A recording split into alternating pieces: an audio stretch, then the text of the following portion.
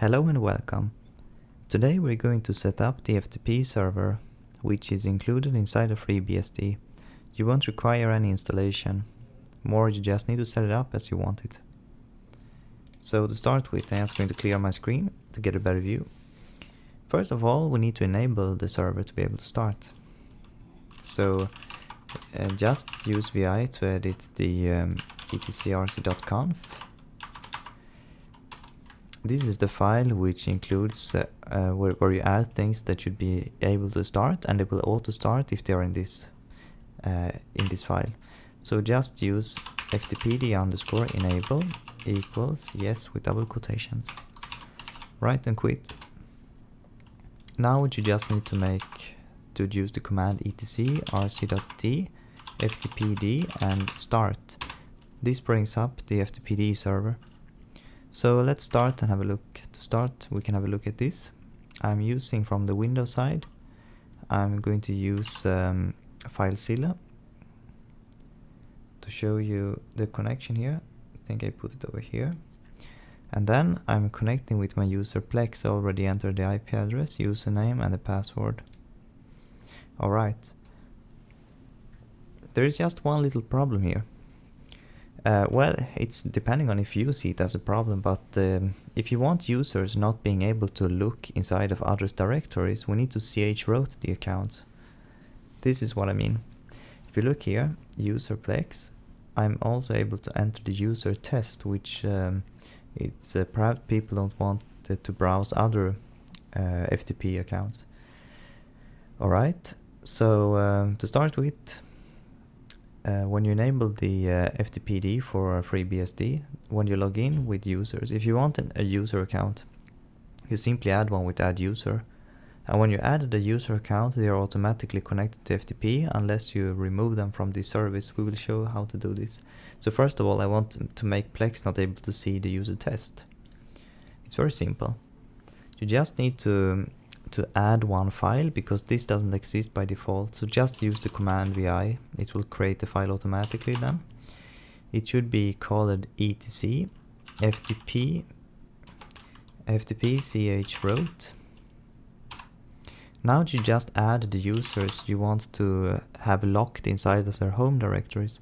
For example, if I want to lock user Plex, I do like this. If I want to lock user test, I do like this. And if I want to lock an entire group, I just make an @ let's imagine that I have a group called web clients, for example. All the users that are with the web client group will be locked in their home directories then. But notice, to add a group, just make an @ before the name, and users just enter the name. Alright, we write and save this one. Now I'm going to disconnect from the server and connect again. Now you see it's different. I cannot go out from my home directory. This is the chroot, what I mean. So now I'm locked inside of my own directory. That's, I guess, how many people would like to have their FTP services.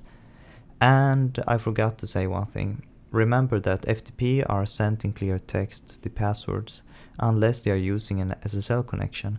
But this one is not using it, so be careful and do not log in with any root accounts over the FTP.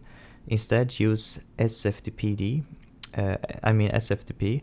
You can find that tutorial on www.bsdtutorial.org under the user menu, not user menu, under the FreeBSD menu I mean. And then you see under the remote connection you have the SFTP tutorial there.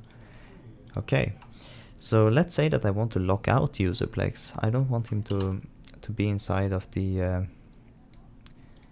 FTP anymore, or if you add a user that you don't want to have FTP connection. It's very simple. You just need to add, to edit this file, etc ftp users, and we go all the way down. Control D is very simple to press in VI, takes you down very quick to the end of the file. I press O key to be able to write a new line here. Then I write Plex, and you can do the same thing here. Before I save, I do like this. If I would like to make an entire group not being able to log in, it's just to do the @ sign, and we can, for example, call it no FTP users. They would not be able to connect then. Okay. Now let's see. Plex should not be able to log in now. I try to connect. You see? Could not connect to server. So this is the way you do if you don't want users to be able to log into the FTP. And if you just remember that if you want him to log in again, it's very simple. Just go back to the etc FTP user file and delete the user you want to log in again, like that. And I should be able to log in again. So this is very simple. We don't need to make a big story about how this works. It's very simple. And it's not so secure, to be honest, since they send password in clear text. So be careful when using this. But FTP, normal FTP actually works good for if there are accounts that don't have some maximum security behaviors, like normal web clients. Like if you're having a web hotel, perhaps there are some users like, yeah, they're making normal sites, they have no dangers to lose their accounts, or if they get hacked, it's very simple to restore a backup, for example. So I guess this service is most used for normal web hotel and public FTP places and things like that. Alright, this was everything. Hope you guys enjoyed it, and stay tuned for more tutorials.